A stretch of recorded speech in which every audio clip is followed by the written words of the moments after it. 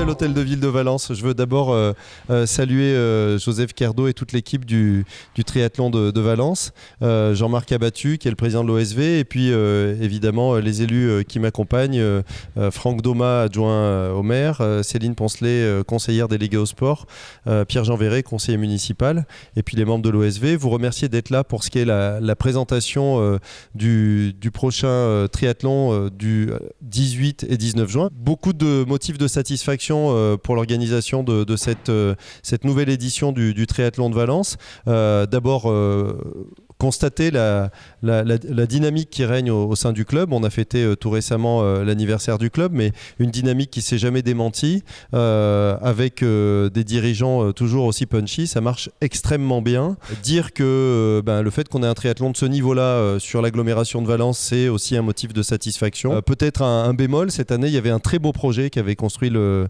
club de triathlon. On était à fond dedans. Ça a été relayé d'ailleurs à plusieurs reprises dans la presse. On soutenait à fond. Malheureusement, on n'a pas eu le soutien des services de l'État, mais pour des motifs qu'on comprend bien.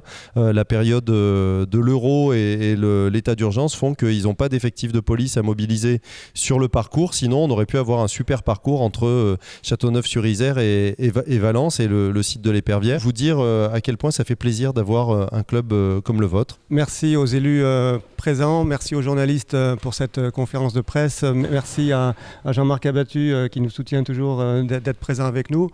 Voilà, je crois que le maire a un petit peu tout dit. C'est un week-end qui est très important pour le club. C'est un événement majeur. C'est le 26e triathlon, la 3e année où on organise une épreuve avec l'élite. Nouveau site quand même, malgré tout, même si on a été longtemps présent sur le site de Châteauneuf, on ne l'a jamais fait sur ce format-là avec l'élite. 5 courses qui vont être organisées sur la journée, une course amateur, 4 courses avec des professionnels.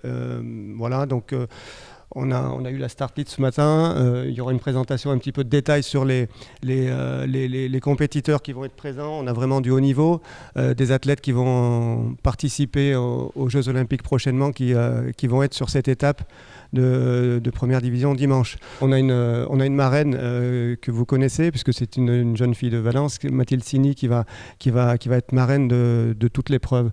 La veille, on a un aquathlon jeune, donc voilà, on en a vraiment pour tout le monde, les jeunes, les amateurs, les professionnels. Merci pour la ville, donc au niveau du soutien, il y a un soutien financier, bien sûr, sans lequel on ne pourrait pas organiser ce type d'événement au niveau club.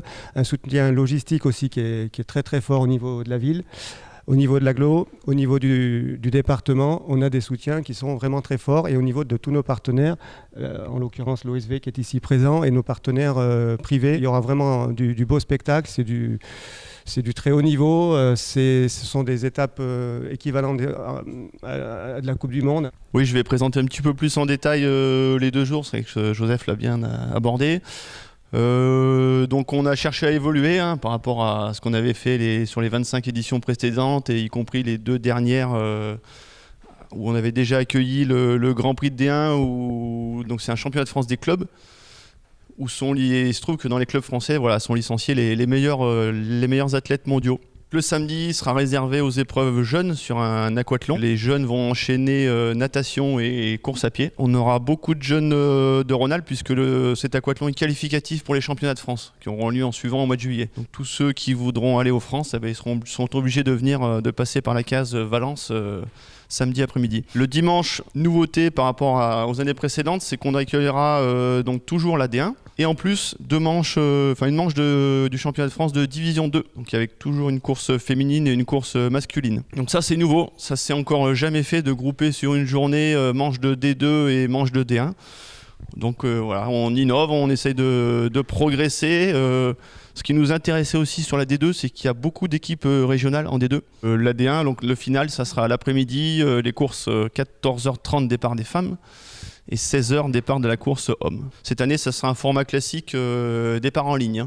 Les 90 coureurs partiront en même temps de la plage, et premier arrivé à gagner. Les principales têtes d'affiche, donc on aura Émilie Morier, qui est originaire de Tricastin, mais qui court maintenant sous les couleurs de ici, qui a fait très récemment 5e au championnat d'Europe junior à Lisbonne, et qui a été championne de France il y a une dizaine de jours.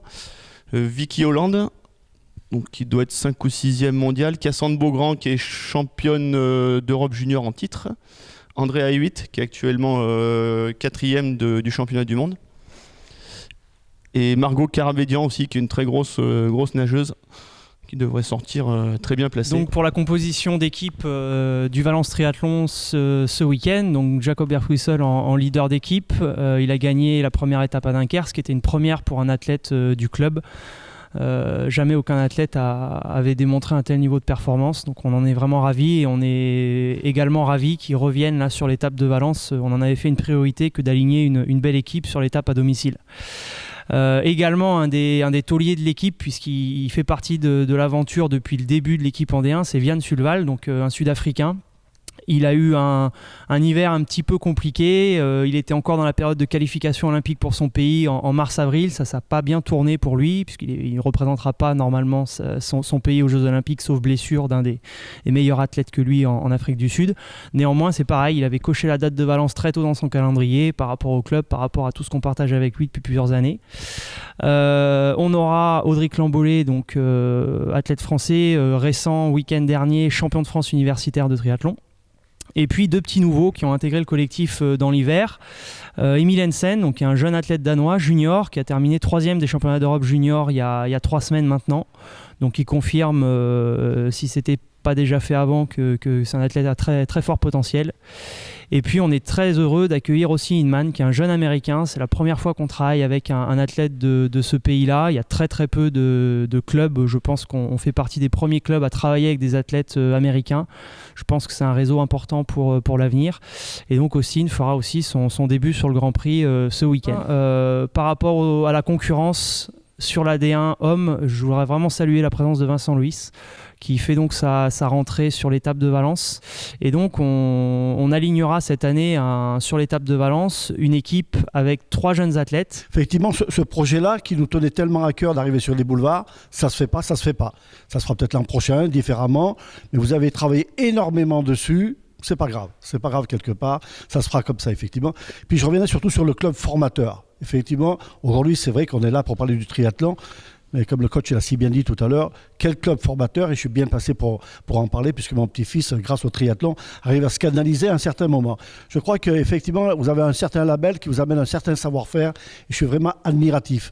Vous êtes sûrement un des clubs valentinois, puisqu'on parle de Valence, qui est cité en exemple, parce que non seulement vous savez le dire, mais vous savez faire et vous savez pratiquer. Donc une nouvelle fois, merci à vous tous, une nouvelle fois, merci à la mairie de nous avoir accueillis le monde sportif, et surtout merci à la presse de relayer ces événements-là. C'est important.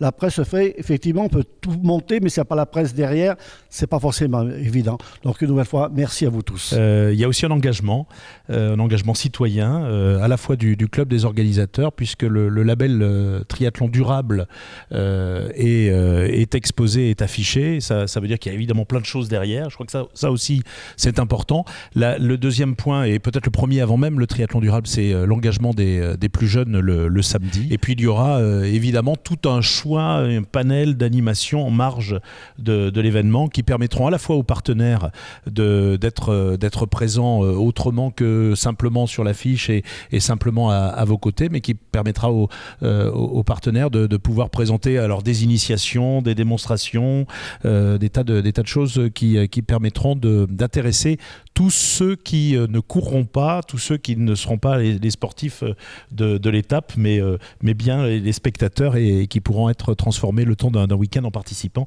et peut-être en futurs pratiquants. Je remercie aussi Mistral TV qui nous suit cette année, qui a fait un très joli reportage sur le club il y a quelques semaines. Voilà, et qui couvrira la partie Open et la course de D2, puisque la course de D1 étant couverte par la Fédé et sera diffusée sur Dailymotion dès le lendemain, dès le lundi. Il y aura aussi des passages sur BFM TV. Merci à tous, merci beaucoup.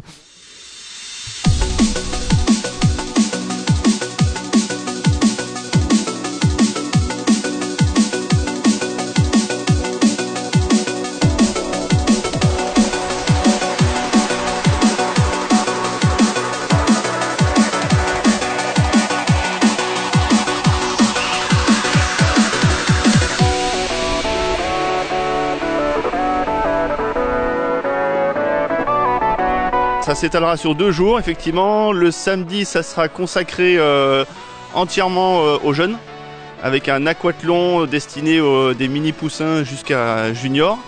Le Valence Triathlon, aujourd'hui, c'est le plus gros club Rhône-Alpes, avec près de 250 licenciés.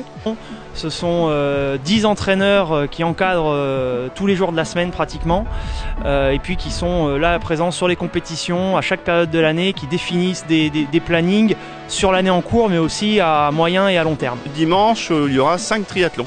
Des épreuves élites, un open sur une distance S, 750 mètres de natation, 20 km en vélo et 5 à pied, qui sera accessible à tout le monde en individuel ou en équipe. J'invite très nombreux les spectateurs de Mistral TV. J'invite tous les spectateurs de Mistral TV à venir encourager les jeunes dès le samedi. Les meilleurs triathlètes du monde vont venir concourir sur Valence. Avec notamment l'étape de Grand Prix de Division 1 où sera présente l'équipe garçon du Valence Triathlon. Sur un site absolument remarquable qui est au Palais des Congrès. Nous avons un cadre fantastique, donc il va y avoir du sport, il va vraiment y avoir du spectacle. Ça va très vite, c'est du haut niveau. Je vous invite vraiment à nous rejoindre au Lac d'Aiguille samedi 18 et dimanche 19 juin. Je vous souhaite bien évidemment à tous de venir au triathlon de Valence qui aura lieu le 18 et 19 juin à Châteauneuf-sur-Isère. C'est vraiment un très grand événement avec très grand sportif et une très belle ambiance.